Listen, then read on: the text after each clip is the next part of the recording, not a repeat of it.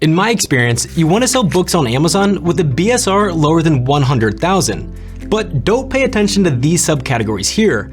Instead, focus just on the bestsellers rank for the overall books category.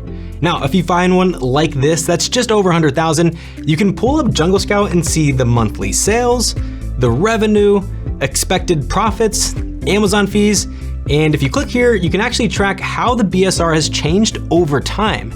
As you can see, this book is usually under 100,000, so it still might be a good opportunity. All right, let's get started. Finding books to sell on Amazon is usually pretty easy, but you don't want to waste your time listing books that no one will buy. That's why it's really important to know how to find the right books to sell. So, here are a few tips you can use to sort through all the clutter. If there was a gold standard for used books, it'd definitely have to be textbooks. Textbooks are the safest bet because they're always in high demand, especially during the fall and spring months when a ton of students are buying them. They're also really expensive, so if you find a good book deal, you can make a large profit, even on older editions. Now, the only drawback with textbooks is that sometimes publishers will brand gate their books just to prevent non-certified sellers from listing them. So if you can't find any good textbooks, try selling books with lower competition instead. One good idea is to sell niche books. These are books that had very low print runs and are usually part of a larger collection. For example, our own Brian Connolly made a ton of money purchasing Dungeons & Dragons books on eBay and then reselling them on Amazon. Similar to Brian's approach, you can also sell comic books on Amazon too. Both single issues and graphic novels perform pretty well. And if you find collectible issues that are in really good condition, they can fetch a really good profit. Speaking of, other good types of books to sell are first edition books, signed books, or any other book that's considered a collectible. Now shortly, I'll show you where you can find all these types of books. But one great source to know about right now is called abebooks.com. They have an entire catalog of both new and used books, and there are even sections where you can find textbooks, collectibles, rare books, and even comic books. So check it out if you haven't already. But also, just keep in mind here that there's a ton of categories on this website that usually don't sell well on Amazon. So here are some of the ones that you should avoid selling. Let's first start with fiction. First, fiction books usually have larger print runs than nonfiction, meaning that there are more copies in circulation and that tends to lower the value. Also, after reading a fiction book, people are less likely to hold on to it compared to a nonfiction book that they can still reference in the future. And typically, fiction also has cheaper cover prices and therefore is less profitable. Overall, nonfiction performs a whole lot better on Amazon, but that's not to say fiction does poorly. They just tend to lose their value faster than nonfiction books. Hey, if you're getting any value from this video, let us know by smashing that like button down below. Another type of book that most people get rid of once they're done reading is children's books. They also have much lower prices as well, meaning that it's tough to turn a profit when you're selling them competitively. The third type of book to avoid selling is cookbooks. We're not exactly sure why, but for whatever reason, they just don't perform well on Amazon. But out of all the books you could sell on Amazon, mass market paperbacks are the worst. Not only do they have high print runs, which means more competition, but they're always very low priced, and sometimes they're purposely low. That's because these big authors are typically using their books to promote their other large businesses off Amazon. So on Amazon, it's not uncommon for them to sell their books at a loss. But if there's one tip I can give you to find good books to sell, it's this one. Overall, supply and demand will always dictate how well products perform on Amazon. In simple terms, if there's a lot of demand for a title, but there aren't a lot of sellers already on the listing, then it's likely that book will perform well. But now, where do you actually go to find good books? Thankfully, there are a number of different places you should check out. But first, before you go treasure hunting, you need to download the Amazon Seller app. Basically, with this app, you can scan a product's barcode to get more information about whether or not you should sell this item. You'll be able to see things like the bestsellers rank, the eligibility, which basically means whether or not you're even allowed to sell that item.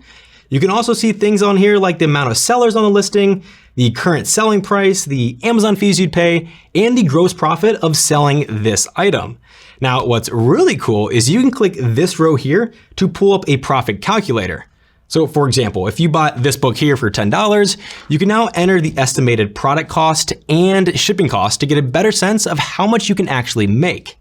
You can do this for seller fulfilled, which means you can store your own product and ship it to the customer yourself. Or you can do this for Amazon fulfilled, which means you send the product to Amazon and they handle both storage and shipping. If you do go this route, just make sure to click here to see a full breakdown of all your Amazon FBA fees. Although just keep in mind, to use this app, you do need to have a Seller Central account. But don't worry, if you're just starting out, you can always sign up for a free individual account. Then once you actually start selling, only then will you be charged. Okay, now once you've downloaded the app, one of the best places to look for good book deals is at your local thrift store. These can be your big thrift stores like Goodwill or Salvation Army, but also don't discount the little stores that are just less popular. You'll be surprised at how often these smaller stores have really expensive books just sitting there collecting dust. A book that you purchase for cents on the dollar could end up selling for $25, $50, or even upwards of $100 on Amazon. Literally scan every book you find. Literally. No, should have ended it there. That's my bad. Side note, let me know down in the comments your favorite store to find really cheap stuff. My answer, it's personally Facebook Marketplace. I know it's not a store, but you can find really cheap stuff on there and even free stuff that people are just trying to get out of their house. But that actually brings me to my next point, and this is the next place to look for good book deals. Now, if you don't feel like leaving your house, a lot of sellers use the online arbitrage method of buying low and selling high. All you have to do is purchase a book from one website for a low price, wait for it to arrive, and then list it on Amazon for a higher price. You can usually find cheap book deals on sites like Facebook, eBay, and even Craigslist. There are even some good apps out there like OfferUp and LetGo, where sellers are listing their items way cheaper than what they're actually worth on Amazon. Now for these next two, I'm going to talk real quietly, because technically, these are industry secrets, so shh, okay? Nah, I'm just joking. But they are lesser known sourcing strategies. So first, you can go to what's called a book sale. If you don't know what these are, basically they're exactly what they sound like. They're in-person events that are usually hosted at a local library by a nonprofit organization. However, the books for sale are not collected from the libraries themselves. Rather, they're mostly collected from donations. That's why you can find really good books for really good prices. If you live in the US or Canada, I highly recommend checking out booksalefinder.com. There, you can click into any state or city to find a full list of all the upcoming book sales. Within just a few seconds, you'll quickly realize there's always a good book sale going on somewhere. Now, another great way to find low-priced books is by going to estate sales, closing sales, or other types of moving sales. These are awesome ways to find really good books since large collections are usually sold all at once. Typically, you'll even find you can make offers on entire collections for pennies on the dollar. And just like the last example, there's a website called estatesales.net that helps you find the ones near you. Simply type in your city or zip code, and you'll see a full list of all the estate sales going on right in your own backyard. There are even pictures of what's planning to be sold, so you don't have to worry about wasting your time driving out there only to find a dresser. But hey, if you do need a dresser, this one's actually not that bad. Oh, yeah. But regardless of how you find your books, once you do, you can actually list them for sale right within the Amazon Seller app. The easiest way to do this is by scanning a product's barcode, and then once it appears, down at the bottom, you'll see list. So go ahead and click that, and once this page appears, you can go ahead and enter all this information here. For the SKU number, this is your personal code for the book. Honestly, it can be whatever you want it to be, although it's best to enter something that you can easily identify. But if you do leave it blank, Amazon will just randomly generate one for you. Next is your selling price. For this, I'd recommend pricing the book based on its condition. For example, books of acceptable quality usually sell for less than books in very good condition. But also, don't just automatically match the lowest price, as it may cause a race to the bottom. As long as your book is at least in good condition, it will usually sell even if there's a cheaper, lower quality option. Next up is your quantity. If you're not sending this item into Amazon and instead shipping it to the customer yourself, this is where you input how many units you have for sale. Below that is the item condition. Again, this is pretty self-explanatory, but one thing to keep in mind is that even if your used book is in perfect condition, do not select new. This is because you may be reported by the actual publisher, or Amazon may request an actual invoice. So just be careful and honest when selecting your condition.